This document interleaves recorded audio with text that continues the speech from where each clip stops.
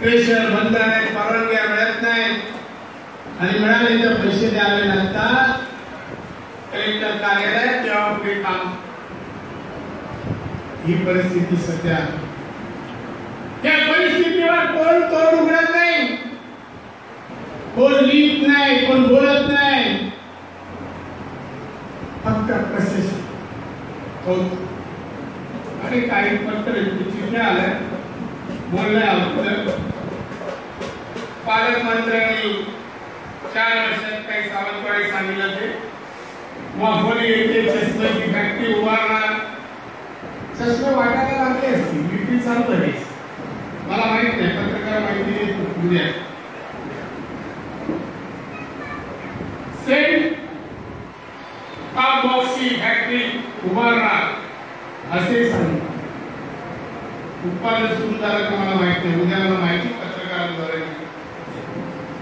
सावंतवाडी येथे information centre IT उभारणार असे सांगितले. कधी उभारणार आणि इन्फॉर्मेशन आम्हाला कधी मिळणार वाढत. सावंतवाडीला 1 लाख लोकांना इंटरनेटवर सेट टॉप बॉक्स मोफत देणार अशा अनेक वर्गना सांगण्यात. गाव जातोय मी, काल काही गावात गेलो मी, जोडा मार्गाला तिथे देवळात एक सभा होती. तिथे लोकांनी सांगितलं हो पहिल्या 2014 साली आले आमच्याकडे आणि म्हणाले मी निवडून मला द्या, मी या तालुक्यात माझं घर बांधणार, मी या तालुक्याचा रहिवासी होणार. लोक उद्या बोलून 4.5 वर्षांनी अजून बांधण्यावर तुमचं काहीतरी सुख आहे. ते बोलले ते घर बांधणार पण जोडाबाद मध्ये नाही, गोव्यात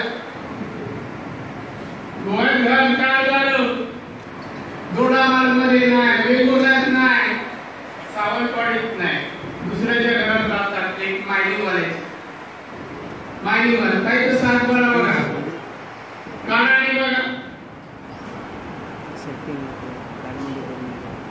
सांगा मला कशाला समजेल काय जिल्ह्यात परिस्थिती आहे. विमानतळ चालू करणार, मी विमानतळ 2014 ला बांधून पूर्ण केला. पाणी आणि केबल टाकायचे 2 प्रश्न शिल्लक राहिले होते, ते 6 महिन्यात पूर्ण होऊ शकत होते. 7.5 वर्षात ते दोन्ही कामं झाली नाही आणि झाली नसतानाही आता निवडणूक येते, मी काहीतरी केलं दाखवायला प्रभूला ठेवलं बाजूला आणि प्रभूला सांगितलं मला 1 दिवस फक्त परवानगी द्या विमान उतरवायला. शासनाच्या परवानग्या नसतानाही विमान वाहतुकीला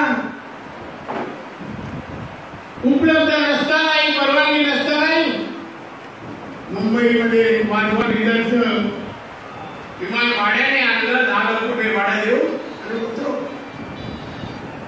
आले आणि गेलं गणपतीच्या दिवशी. पुढे काय 14 साली विमानतळ बांधून पूर्ण झाला. 4.5 वर्ष लागतात विमान वाहतूक सुरू करायला. सी1 सुरू करायला 4.5 वर्ष लागतात.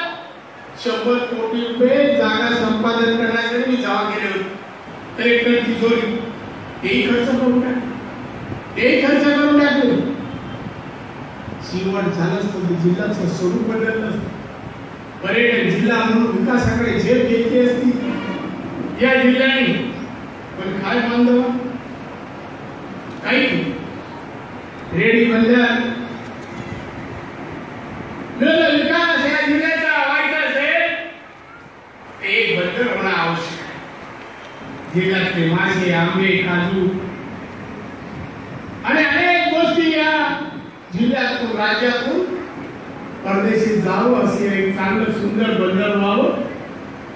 मी उद्योगपती असताना अग्रीमेंट केली त्या कंपनीशी. 4,400 कोटी खर्च करून तो बंदर बांधणार होता. या कपाळ करायला